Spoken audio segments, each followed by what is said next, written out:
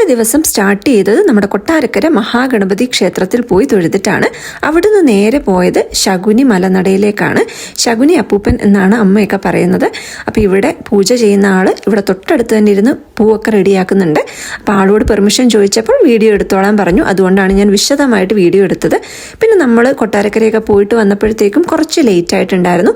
അപ്പോൾ ആ അമ്പലത്തിലാണെങ്കിലും തിരക്കോ കാര്യങ്ങളോ ഒന്നും ഉണ്ടായിരുന്നില്ല. അപ്പോൾ എനിക്ക് നല്ല ഡീറ്റെയിൽഡ് ആയിട്ട് വീഡിയോ ഒക്കെ എടുക്കാൻ പറ്റി.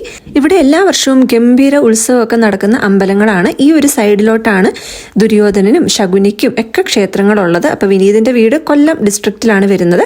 ഇവിടുന്ന് നമ്മൾ നേരെ കളയാടി അപ്പൂപ്പൻ ക്ഷേത്രത്തിലോട്ട് പോവാണ്. അപ്പം അതിന് തൊട്ടടുത്തുള്ള കടയിൽ നിന്ന് കുറച്ച് സാധനങ്ങളൊക്കെ വാങ്ങിച്ചു. കടയിലെ ചേച്ചിക്ക് അറിയാം കറക്റ്റായിട്ട് എന്തൊക്കെയാണ് തരേണ്ടതെന്നുള്ളത്.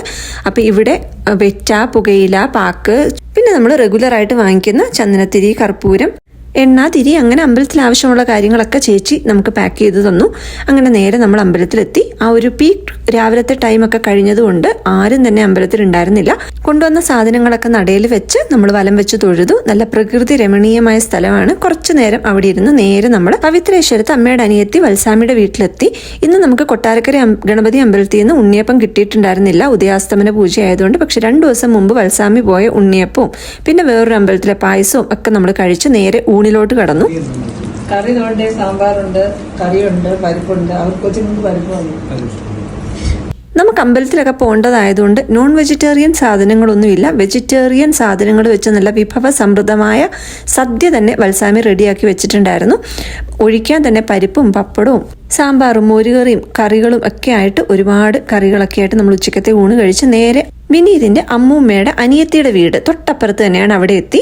ഇത് അമ്മൂമ്മയുടെ അനിയത്തിയുടെ കൊച്ചുമോളാണ് ശ്രീലക്ഷ്മി. ശ്രീലക്ഷ്മിനെ ഞങ്ങളുടെ കല്യാണത്തിന്റെ ടൈമിൽ എന്തോ കണ്ടാണ്. അപ്പോൾ ഒരുപാട് വർഷങ്ങൾക്ക് ശേഷമാണ് ശ്രീലക്ഷ്മിനെ കാണുന്നത്. അന്നൊരു കുഞ്ഞു കുട്ടിയായിട്ട് കണ്ടാണ്. ഇപ്പതാ കോളേജിലെത്തി. ഞാൻ കാണുന്നില്ലായിരുന്നെങ്കിലും എൻ്റെ വീഡിയോ ഒക്കെ കാണുന്നുണ്ടായിരുന്നു എന്ന് പറഞ്ഞു.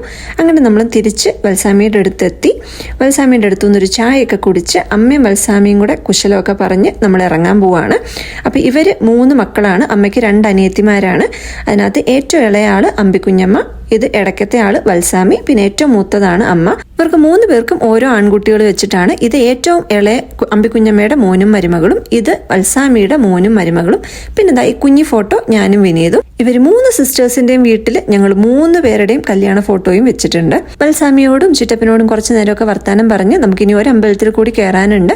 പക്ഷെ ഇവിടെ പുനരുദ്ധാരണം നടക്കുന്നതുകൊണ്ട് താൽക്കാലികമായിട്ട് വിളക്ക് എത്തിക്കാനുള്ള ഒരു സംവിധാനങ്ങളൊക്കെ ഉള്ളൂ. പക്ഷെ ഇവിടെ വിളക്ക് എത്തിക്കാനായിട്ട് എല്ലാം കാര്യങ്ങളും ചെയ്യുന്ന വീട്ടിൽ നമ്മൾ പോയി കാര്യങ്ങളൊക്കെ ചോദിച്ച് അവിടെ ഒരു പട്ടിക്കുട്ടിയൊക്കെ ഉണ്ടായിരുന്നു. അവരെയൊക്കെ കൊഞ്ചിച്ച് നേരെ നമ്മളിനി വീട്ടിലോട്ട് പോവാണ്.